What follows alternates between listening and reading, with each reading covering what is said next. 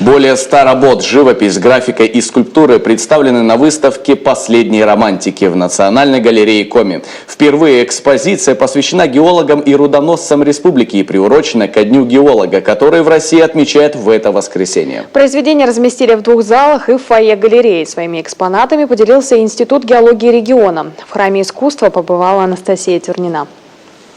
Полярный Урал, голубые дали, дорога геологов. Природа нашего сурового северного края в картинах представлена величественно и гордо. Издалека работы кажутся мрачными и скучными, но стоит подойти, и в рисунках появляется богатство оттенков и глубокий смысл. Геологи и художники Коми подружились в 40-х. В 60-е и 70-е был взлет совместного творчества. Этот период называют временем последних романтиков. К сожалению, похвастаться произведениями художников и показать в экспозиции произведения художников последних лет мы не можем. Потому что такого подвига уже совершить никто не может.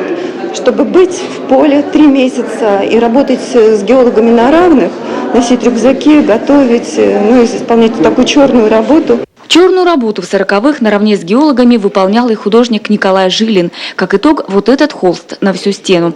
Картина «Знатные люди». Мастер буровой Косолапкин, главный геолог Воркутстроя, Торопов и другие изображены в полный рост. На выставке собрали работы из разных мастерских и музеев Коми.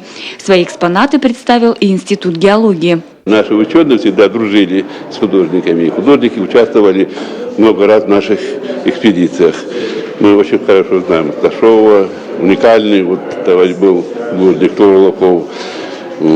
И даже у нас очень много картин, подаренных художниками Институту геологии, они висят. И даже был случай, у нас эти картины как-то украли. Этот случай до сих пор вспоминает художник Сергей Асташев. Часть триптиха, подаренную ученым, украли прямо с стены. Спустя некоторое время ему пришлось написать новую картину и вновь отнести в институт. Это в какой-то степени даже приятно, что воруют все-таки. В залах галереи ученые, художники, любители искусства и, конечно же, геологи. С названием выставки «Последние романтики» сами геологи, ученые и художники не согласны.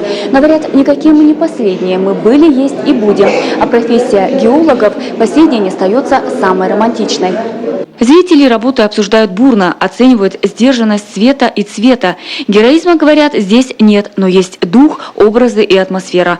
Видимо, не зря организаторы выставки представили на экспозиции минералы. Это тоже своеобразные картины и скульптуры, только созданные самой природой. Анастасия Тюрнина, Василий Янин, телеканал Юрган.